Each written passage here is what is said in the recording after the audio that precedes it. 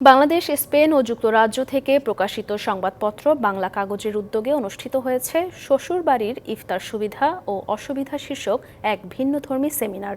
Birmingham থেকে জয়নাল ইসলাম জানান, Birmingham ও পার্শ্ববর্তী শহরের বেশ কজন বাঙালি কাউন্সিলর, কমিউনিটির বিভিন্ন সামাজিক, রাজনৈতিক, সাংস্কৃতিক সংগঠনের নেতৃবৃন্দ সহ নানা শীর্ষজনের উপস্থিতিতে স্থলহিমিতের একটি হলে সেমিনারের আয়োজন করা হয়।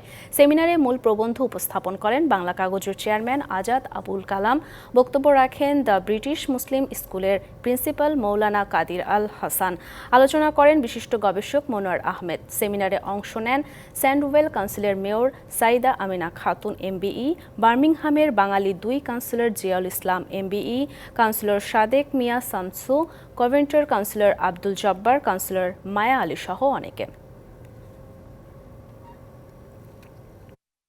নগদে 500 টাকা বা তার বেশি পেমেন্টে পেতে পারেন ঢাকায় জমিসহ 20 কোটি টাকার পুরস্কার। আমাদের উদ্দেশ্য সমাজের চিত্র তুলে ধরা, সমাজের সমস্যা তুলে ধরা এবং এর প্রেক্ষিতে সমস্যা তুলে দেওয়ার প্রেক্ষিতে সমাধানের পথ খোঁজা। আজকে এখানে কমিউনিটি সর্বস্তরের নেতৃবৃন্দ উপস্থিত আসলা, তারা তার মতামত বিষয়। We have a view, yes, we should continue with iftari, but not abuse people or, take advantage of people who can't afford to provide it. আমরা চাই ইফতারি প্রথা চালু থাকুক, কিন্তু একে কেন্দ্র করে যে সমস্ত অনইসলামিক এবং অসামাজিক কার্যক্রম পরিচালিত হয়, যেগুলা জুলুমের পর্যায়ে পড়ে যায়, সেগুলোর থেকে যেন আমরা সবাই বিরত থাকি। ইফতারি দেওয়াটা খুবই ভালো জিনিস, কিন্তু আমি মনে করি এটাকে ডিমান্ড করা উচিত নয়। কাগজ এই ইনিশিয়েটিভ নেওয়ার জন্য অনেক অনেক ধন্যবাদ।